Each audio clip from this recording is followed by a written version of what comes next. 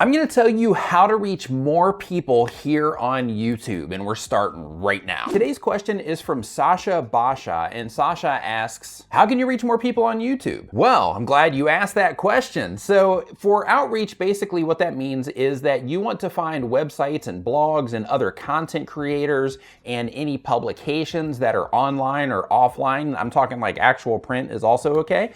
But basically you want to find other media that is in your particular niche of content that you make. And I know that this is going to be more difficult for some channels than other channels, but what you want to make sure that you do is you want to reach out to bloggers, you want to reach out to website owners, you want to reach out to publications of any kind that you can find online and see if you can collaborate in any way, shape, or form. Now, one approach that people will take is they will do something called guest posting. And with guest posting, what that means is that you will offer to write an entire article in exchange for letting you embed your video link in that article. Now, where this gets really powerful is it takes work. Not a lot of people are doing this. And since not a lot of people are doing this, especially in your niche probably, this is something that you can actually leverage to get a step up on your competition. Have you ever looked at those YouTube channels and you're like, wow, they just kind of blew up out of nowhere, or wow, they're getting all this traffic and I'm not really sure why, I'm not really sure like how they're getting all these people watching their videos? Well, in some cases, it's because they're doing outreach and they're actually pulling traffic from outside of YouTube into YouTube. And let me tell you something, YouTube absolutely loves that. And I'll tell you why. Basically, when you are taking somebody that is off of YouTube and you're pulling them on to YouTube, then you're actually starting their experience on YouTube. All YouTube wants is YouTube wants people to come onto YouTube and then stay on YouTube forever. So when you are pulling people into YouTube from other sources online, what you're doing is you're actually giving yourself the opportunity to start their experience on your YouTube channel and then go deeper into YouTube as they end up getting lost in suggested videos and things like that, or getting lost into more of your content. But the big idea is you want to start them on your channel. You want to introduce them to you as soon as they come in, and then hopefully they're going to get lost on YouTube, which you are in a roundabout way going to get credit for. Now, another really cool thing about this approach is not only are you pulling traffic into YouTube, but if you are submitting your article to a website or blog of some kind online, then what you're also doing is you're giving yourself another chance to actually be shown when people are looking for specific things on Google or Yahoo or another one of the search engines. Because when somebody is on YouTube and they're looking for something, they might run across your videos, but I guarantee you that if you are submitting an article to a blog or website,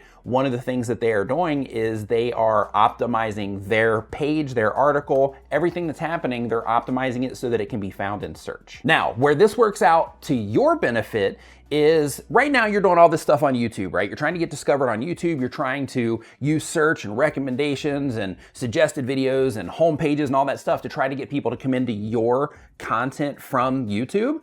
But that's one website, right? When you are submitting articles to people that have blogs and websites and whatever, then what you're doing is you're creating additional opportunities for people to find you through search on these sites. Because if somebody has a blog or a website, 100%, I guarantee you, they are optimizing whatever articles they put out, and they're optimizing their entire site for the sake of having those things rank inside of search, because that's how blogs and websites get traffic. And if they are getting traffic and your videos are in their articles, guess what?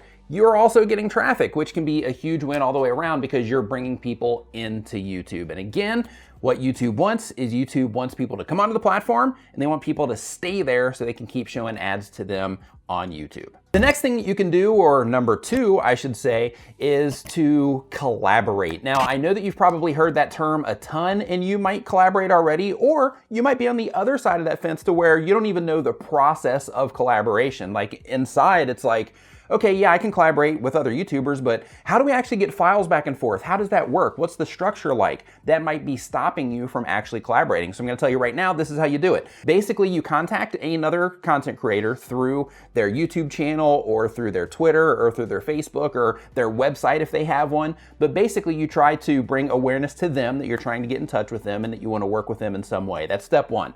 Next is you actually want to submit something to them. Let them know that you have a plan. Say, hey, this is an idea that I have for collaboration, and I think that you would be a fantastic fit for what it is that I'm trying to do. So if you want to collaborate, then make sure that you contact me back and let me know. When it comes to collaborations, here's what you want to do is you want to say, I'm going to reach out to people that are around my same channel size, but I'm also going to, from time to time, I'm also going to reach out to larger creators to see if I can also collaborate with them, okay? And when you do this, what you want to do is you want to make sure that you present them with a plan of some kind. Like, hey, this is my idea, this is what I'm putting together, and I think that you would be a good fit for this particular video that I'm working on. Now, when it comes to collaborations, it doesn't always have to be, hey, you know, I'm making this video and let's make a video for my channel and then I'll make a video for your channel and we'll send people back and forth. It doesn't always have to be that. It can be simply you're bringing people onto your channel. A lot of people are intimidated when it comes to collaborations because they're like, hey, what if somebody tells me no? What if they just don't want to do it?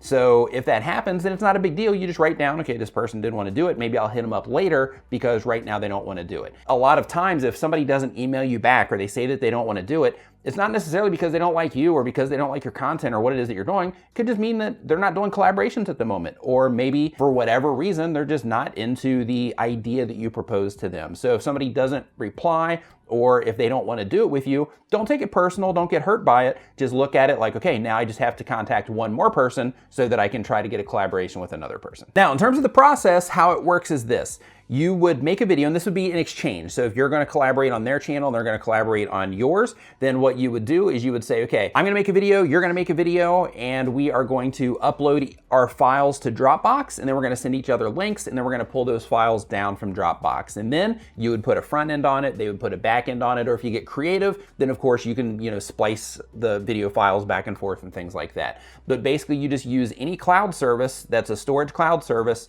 to transfer the files back and forth, and then you edit them together as you both see fit. Now, if you are going to do a collaboration, another thing that I recommend is that in addition to the collaboration itself, just plan it out. Don't just publish the video and just say, oh, hey, it's done.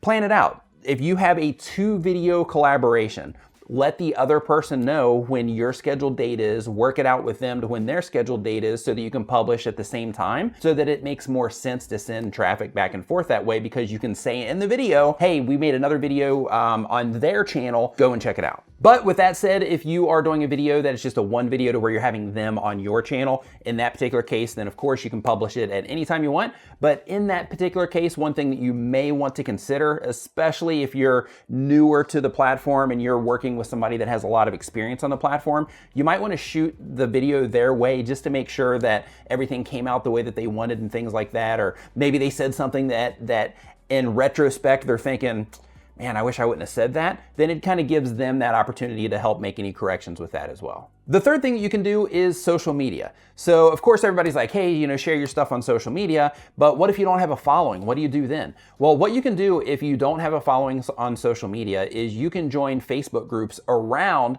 the specific topics that you make content about. Now, what that means is not go join every Facebook group that has anything to do with YouTube. What that means is join Facebook groups that are specifically about the topics that you make videos about. So if you are making Minecraft videos, for example, then joining a bunch of Facebook groups and subreddits and anything else that you can find that is related to Minecraft would be the way to go. Okay, so that's Facebook. Now let's talk about Twitter. If you don't have a following on Twitter, we'll use that same exact example of making Minecraft videos. So what you would do is you would go to Twitter and you would say, okay, I'm gonna follow every single person that I can find that has anything in the world to do with Minecraft. And the reason for that is because you wanna start getting involved in their conversations and you wanna let them know, hey, I'm somebody that is making videos about Minecraft, and here's why. If you're making videos about Minecraft and they are not making videos about Minecraft, or they are making videos about Minecraft, if you start involving yourself in conversations, then you're opening yourself up for collaborations. You're opening yourself up to let people know that you are doing something in the Minecraft space as well, which is going to bring attention to you. You're also going to get caught up in conversations talking about Minecraft, which means